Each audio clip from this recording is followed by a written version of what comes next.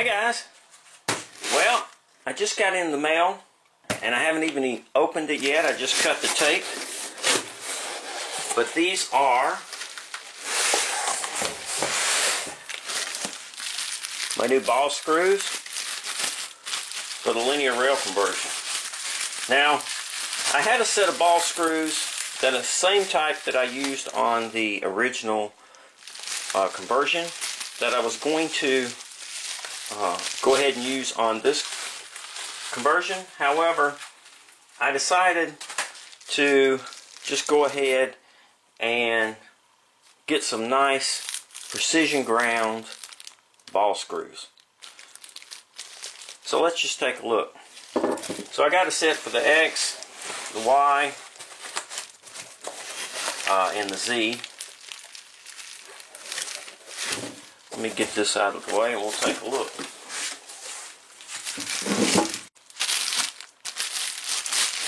So you can see that I've got the double nuts, the same as the original C7 ball screws.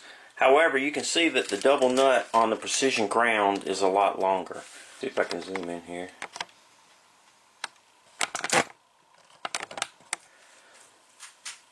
So you can see that the double nut on the original, these are C7 ball screws, at least that's what they were advertised. These came from Linear Motion Bearings on eBay.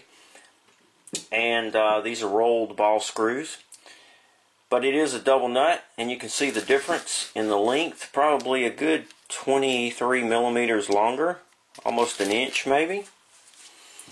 And you can definitely see the difference in the grind. Very nice. So this would be the difference between the roll and the grind.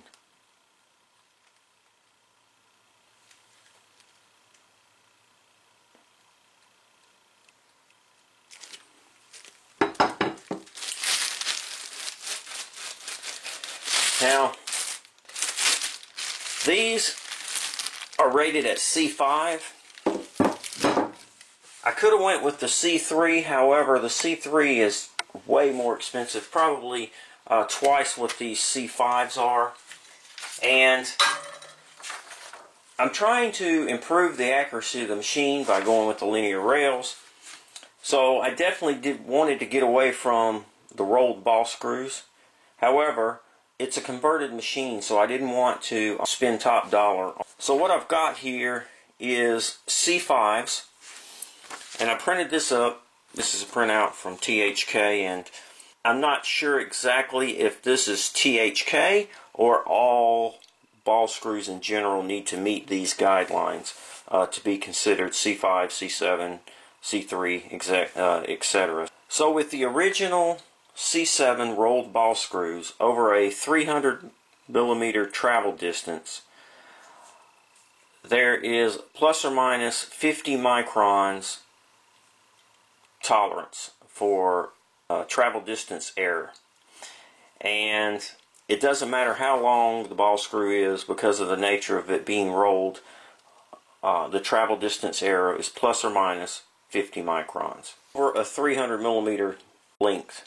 Now with the precision ground, it varies upon the length what the accuracy is. So for something similar in length, let's say 315 to 400, for the C5, the travel distance error is 25 microns. So half of what the C7 ball screws are giving me. My backlash, the way that my current machine is set up, of course it's dovetail. Most of my backlash is running around a little over a thousandths, maybe 1.5 thousandths backlash.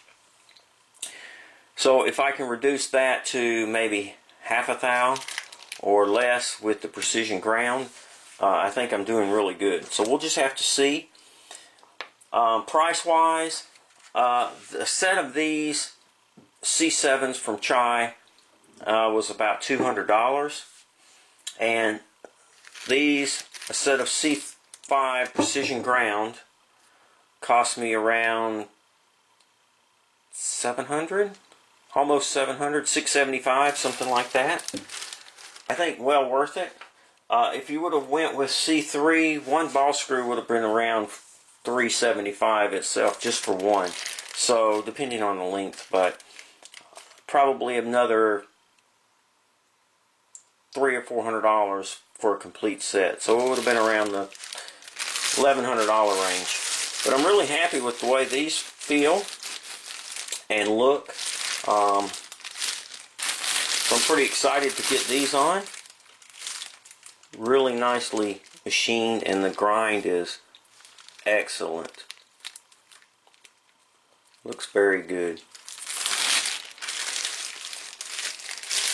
The end machining, of course this is to my specs. Looks spot on. Very nice. I'll have to get a mic on here and check it, but it looks really, really good. But yeah, it looks really good.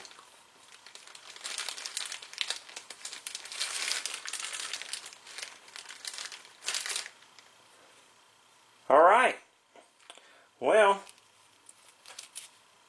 so I've got my precision ground ball screws. Again, these are C5 grade, which I think is going to be really, really nice for this particular machine. You know, you can spend as much as you want.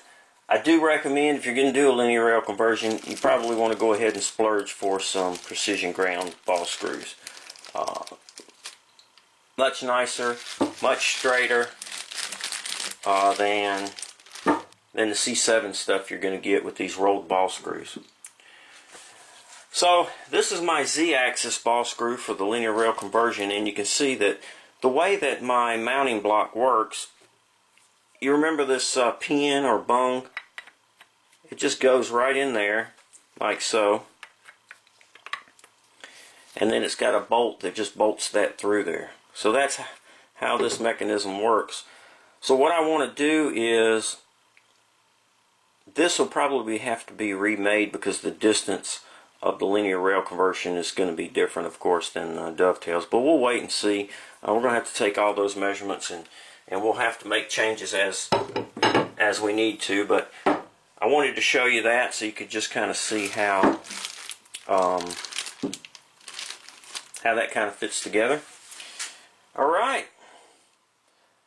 Well, that's just an update. Really happy you got the precision ground ball screws in. So stay tuned for that, and we'll be installing these once we get the saddles machined for the linear rail conversion. Thanks for watching, guys. Please subscribe to the YouTube channel. If you're interested in the video content, if you click on the subscribe button, every time I post a video, they'll hopefully send you an email. If it's something that you might be interested in, it'll give you the opportunity to watch it, and you won't miss out on anything or get behind. If you have any questions or suggestions, as always, please feel free to comment. Thanks for watching, and most importantly, be safe.